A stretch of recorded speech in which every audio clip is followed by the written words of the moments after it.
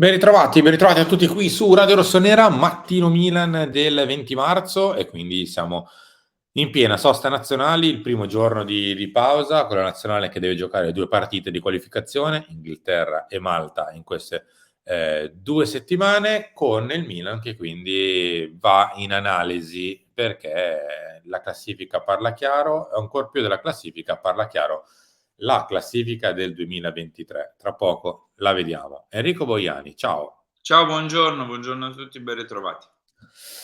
Saranno 2 settimane complicate, credo. In questo momento il Milan è sul banco degli imputati per tutte le sue parti e quindi saranno veramente 2 settimane importanti, nel mentre in realtà il Milan, cioè i giocatori e l'allenatore invece sono a riposo. Ricominciano a allenarsi tra qualche giorno, ma sì, non far la faccia strana Harry, è così. Ehm, Prendo a pretesto la Gazzetta dello Sport che forse mai come oggi più o meno è un focus. La Champions decide tutto. Milan in crisi, Pioli, Maldini, il futuro è a rischio. Non è tanto la vittoria o il bel cammino di Champions che faranno cambiare l'idea, è giocare la prossima Champions che deciderà tutto. Cioè se continuare avanti con questo attuale progetto tecnico, cambiare, ma addirittura mettere in discussione chi questo progetto tecnico l'ha poi avallato, cioè la dirigenza sportiva. Lo sappiamo come funziona, è funzionato anche negli anni precedenti. A fine anno c'è sempre una valutazione da parte della proprietà, ovvio che l'anno scorso praticamente bypassata, tra parentesi, sì e no, visto che poi a giugno c'è stato tutto quel fantastico circo che ci siamo inventati per rinnovare i 2 dirigenti, chiudo parentesi. Ma al di là di questo, ovviamente il risultato sportivo parlava da sé. Non così quest'anno. Quest'anno il rischio è quello di o arrivare in Champions comunque all'ultimo e peserà anche il percorso fatto, Harry. Il percorso fatto che tra poco lo vediamo è, anzi, mentre tu introduci, lo faccio già vedere. Eccolo qua. No, ma c'è pochissimo da dire secondo me. Ci sarebbe tanto da dire, ma son sempre le stesse cose. Quindi, saremmo molto ripetitivi, ecco. Io dico semplicemente che ha vinto la Lazio ieri nel derby, ha vinto la Juve contro l'Inter. Sono entrambe partite che, non sono andate benissimo per noi. Ha vinto l'Atalanta anche, mezzo rientrando in corsa. Non lo so, anche qui i dati sono molto chiari. Il Milan ha la terza peggior difesa o qualcosa del genere? Sì, nel 2023 Seconda sì. dopo Ha Cremonese fatto e peggio solo, anzi, la terza. Però Cremonese e Salernitana sono quelle che hanno preso più gol, ma solo 2 più di te. Che l'altra compagnia è Sassuolo, Spezia, Empoli e Sampdoria. eh. Poi, cioè, lasciamo perdere i 20 punti dal Napoli rispetto agli altri distacchi, che chi se ne frega. Però la questione è proprio che questa squadra rischia veramente di non andare in Champions League. Ed è giusto che questa cosa qui, come dire, sia un fattore nelle analisi e nelle somme che verranno tirate a fine stagione. Perché questa squadra, per la situazione in cui è, non può permettersi di mancare questo appuntamento. Ecco. Poi ovvio, la strada 1 è questa ed è anche la più facile onestamente, cioè arrivare tra le prime 4 in campionato. Io veramente credo di non aver mai visto nella mia, come dire, recente e breve esperienza calcistica, magari, anzi sicuramente di casi del genere ne saranno successi, eh. Io parlo per la mia esperienza personale, magari molti di voi li avranno anche vissuti. Ma è successo credo di una squadra che vince il campionato e l'anno dopo non arriva tra le prime 4. Cioè, Ehm, forse guarda, sicuramente sì, sarà successo. sicuramente è accaduto. Io parlo Sarà per la mia successo. esperienza. Non me ne ricordo, e credo proprio di non averla mai vissuta. Quindi diteci tra l'altro nei commenti se vi ricordate un caso simile. Io non me lo ricordo e Infatti, credo di non averlo mai vissuto, e sarebbe una debacle, sarebbe veramente una stagione brutta, brutta. È giusto che tutti vadano sul banco degli imputati. Onestamente, funzionerà così perché la gerarchia societaria è questa. Per quanto mi riguarda, sul banco degli imputati ci sono tutti, cioè c'è anche chi deciderà eventualmente del futuro di Maldini e di Pioli. Poi ovvio, loro decidono, la proprietà decide e quindi si, tra virgolette, autoesclude da questo processo, però per me ci sono anche loro. Ecco, questo vorrei che fosse chiaro, cioè non è che perché la proprietà deciderà il futuro di Pioli e Maldini che è esente da colpe. Per me non è così, cioè per me in questo fantomatico banco degli imputati, in questo piedistallo in cui puntiamo il dito prima uno poi all'altro, c'è dalla persona A alla persona Z del Milan, sì, sì. dalla persona A alla persona Z, non c'è nessuno esente da colpe per quanto mi riguarda. Sicuramente avremo tempo per parlarne. Fanno un po' strano alcune scelte che sono state fatte quest'anno, sia dal punto di vista iniziale delle risorse, del mercato, delle scelte tecniche, insomma. Quindi a un certo punto, quando combini una roba del genere, e ve la faccio vedere, è evidente che non può essere responsabilità solo di una persona o 2 persone. Quando combini qualcosa del genere, Eh, cioè tu, mettiamo caso che il campionato fosse partito nel 2023 come una sorta di campionato di clausura. Questa è sì, la classifica. Cioè tu saresti girone di destra, nella parte di destra, a 5 punti dalla zona retrocessione, con il Napoli che ha il doppio dei tuoi punti, la Juve quasi, la Lazio ha 7 punti più di te, il Sassuolo ne ha 5 più di te, e via via tutte le altre, Roma, Inter, gente che comunque, l'abbiamo visto anche poco fa, ne ha perse di partite, non è che stanno marciando a dei sì, ritmi sì. sostenibili, anzi. Però il Monza, il Bologna, il Sassuolo han fatto più punti di te. Io voglio anche bene, posso anche voler bene a 'ste squadre, ma hai vinto il campionato. Cioè tu l'anno scorso hai vinto il campionato, hai fatto 15 punti in 12 partite nel 2023. 15 punti in 12 per me è inaccettabile. L'ho detto, l'ho ripetuto. No, ma è ovvio che il periodo dell'anno non ti permette nel caso di pensare in questo momento a un cambio, per 1000 motivi. Perché sei a No, metà certo. marzo, perché c'è la Champions in ballo, perché non c'è niente sul mercato, perché manca relativamente poco alla fine dell'anno, eccetera, eccetera, eccetera. Non ultimo il fatto che quando vanno poi, diciamo così, a rapporto a fine anno, ci va sia l'allenatore che tutto il resto.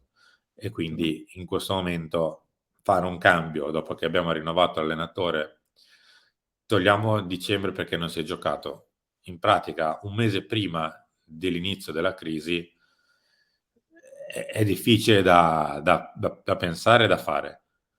Però in una situazione classica, normale, dopo 12 giornate, diciamo così, da fine agosto, le prime 12 di campionato, se il Milan dopo le prime 12 di campionato ha 15 punti, l'allenatore è tranquillamente a casa. È perché siamo in un altro periodo dell'anno, in un altro Sì, è momento. un'altra situazione, è anche un'altra strategia, un altro concetto. Per me, con quello che succede a gennaio, una squadra che vince il campionato se ha un gennaio come quello del Milan l'anno dopo, l'allenatore va a casa. È ovvio che questa è un'altra situazione. Probabilmente non avverrà questo cambio di allenatore, ormai non avverrà. Tireremo fino a No, fine non credo. stagione, vedremo cosa accadrà tra il campionato e la Champions League. E forse alla fine della fiera, per me no, personalmente, però se Mh. andiamo a vedere i parametri, le strategie, il fatto che mancano tot partite e quant'altro, sarà stata e sarà anche la cosa giusta da fare, questo non lo so, Ma però guarda ecco. Henry, ti dico, per me la cosa più pericolosa, e poi cambiamo argomento, la cosa più pericolosa per me è stata detta ieri, scusa, Mh. anzi l'altro ieri da Pioli, quando, tra virgolette, "scusandosi" della prestazione, si è assunto le colpe del fatto che era stata probabilmente preparata male, però la frase che per me è più pericolosa di tutte è: "Pensavo in settimana di aver fatto bene, pensavo in settimana di aver caricato bene i giocatori, pensavo di aver avuto le risposte giuste, evidentemente non è stato così." Cioè, quasi una ammissione di perdita del polso della situazione. Perché vuol Ma dire che non hai capito che invece in realtà i giocatori A carichi non erano, B preparati bene non erano, e invece tu pensavi il contrario. Ecco, più d ancora dei punti, più ancora di come gioca in campo il Milan, a me spaventa sempre quando c'è il distacco da quella che è poi la realtà, la perdita della. Però Simo, scusami, tolte quelle 3 partite in cui non prendiamo gol e ci inventiamo la difesa a 3 e sembriamo una squadra di pallone, nelle altre partite questa cosa era diversa? Cioè No, nel no, ma io non ti gennaio dico, del non ti Milan, parlo di campo, non ti parlo di no, campo, no, io no, ti no, parlo ma nel di gennaio anche del Milan Milanello, l'atte anche c'è l'allenatore che ti dice chiaramente: "Guarda, in settimana", te l'ha detto praticamente sempre: "In settimana ho visto i giocatori, li ho visti concentrati, eccetera, non è un problema di quello", e siamo andati avanti così conferenza dopo conferenza. eh, L'ultima, questa ammissione di perdita di controllo quasi ti direi, cioè nel senso pensavo di aver visto una cosa, invece in realtà è stata completamente un'altra, a me spaventa molto di più che uno 0-0 o una sconfitta a Udine, ecco. Perché vuol dire che no, non lo ci so, quello siamo. che dico è che per me questa cosa qui A c'è dal gennaio, bisognava rendersene conto da gennaio. Cioè che si allenano bene, poi vanno in campo con quello che cammina, quell'altro che sta fermo, quell'altro che si arrabbia, quell'altro che sbaglia 315 passaggi e non li ha mai sbagliati. Non è che ci svegliamo fuori al 20 di marzo a dire, o al 19 o al 18, che giorno era, a dire forse, cioè, pensavo di averla preparata bene e invece non è così. Cioè, è dall'inizio del 2023 che le cose van così, è dall'inizio del 2023 che sentiamo, li vedo allenarsi bene, vedo i riscaldamenti fatti bene e poi in partita le cose non ci riescono. E a dire che quello gioca bene, quell'altro gioca male, a dire che quello non è stato brillante, a dire che quell'altro in allenamento fa benissimo e poi in partita non fa bene. Cioè, quante ne stiamo sentendo dall'inizio di gennaio? Quante versioni diverse ci sono? Quanti figli e figliastri ci sono? Quante, come dire, cose che in conferenza sono tutte con gli unicorni e gli arcobaleni e poi nel post partita siamo sempre lì a spiegare. Cioè, il 2023 del Milan è questo, eh. Il Mh. 2023 di Pioli è questo. Cioè, il 2023 di questi giocatori è questo. Non si va distanti da qui. Non vorrei onestamente parlare di un singolo. Oggi Gazzetta dello Sport parla stranamente, di Rafael Leao. Ve lo faccio vedere giusto perché, ma onesto, di parlare di uno solo oggi proprio non mi va. Magari ne affrontiamo uno dopo l'altro in questi giorni, quello ha più senso. Ma semplicemente ricondurre al fatto che Rafa è intristito. Vabbè, vola dalla famiglia, altro vertice per il contratto, Pio Libera lo vogliono più spensierato, in settimana Milan e agenti a confronto, unità di soccorso per Leao perché nel 2023 dopo 11 partite ha fatto solo 2 gol e 2 assist, come vedete lì a destra. Il contratto, la richiesta è di 7,5 più 2 più il contributo alla multa, seconda Gazzetta, la Le richiesta... solite cose, le solite cose. Esattamente, niente di nuovo. Potremmo tranquillamente togliere il nome di Rafa lì e metterci Tomori, unità di soccorso, Tonali, unità di soccorso. Potremmo metterci, vabbè, Rebic è inutile, cosa lo mettiamo a fare? E poi Orighi metterci anche il idem.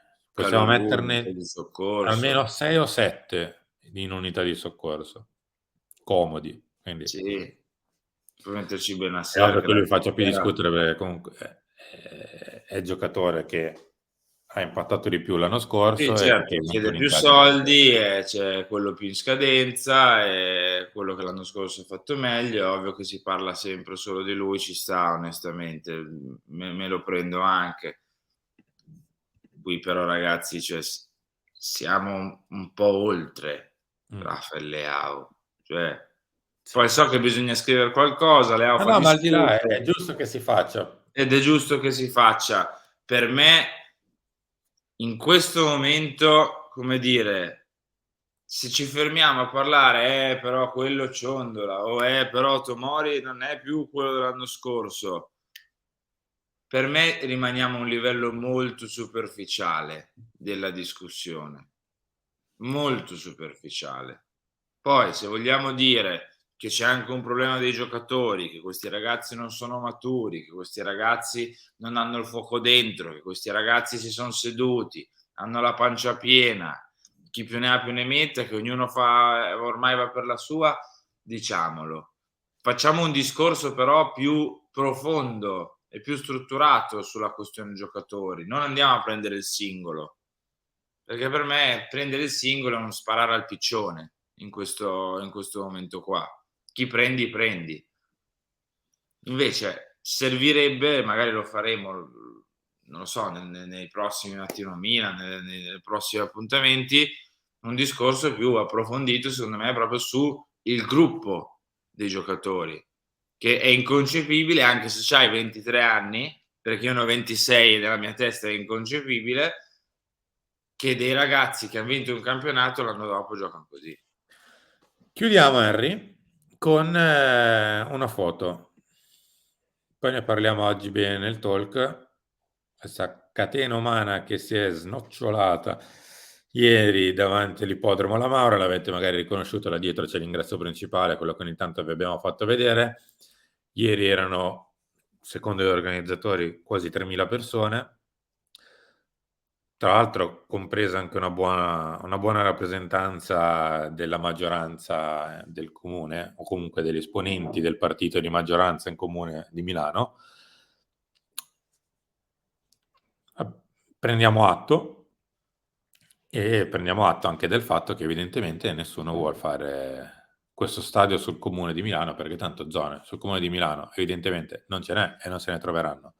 Si andrà da un'altra parte, poi si piangerà che il fatto che le società sono andate fuori dal comune di Milano e insomma, vabbè, ne parliamo meglio oggi, va, Non che se possiamo no far finisco di fare... sopraelevato, possiamo creare una piattaforma, non lo so, 600 metri d'altezza, che non dia fastidio a nessuno, che nessuno si impermalosisca, si arrabbi? Io veramente non lo so. Andiamo a farlo, non lo so, nelle campagne a questo punto, andiamo a farlo dopo No, perché è Lissone, area tanto chi agricola, se ne quindi non puoi frega, no? farlo. Tanto a Milano non si può, quindi non lo facciamo a Milano. O lo facciamo, o creiamo una piattaforma a 800 metri d'altezza sopra il Duomo, così non dà fastidio a nessuno, al massimo cade la palla di sotto, oppure non lo so, non lo faremo più lì. Ne parliamo dopo. Ciao Henry, grazie.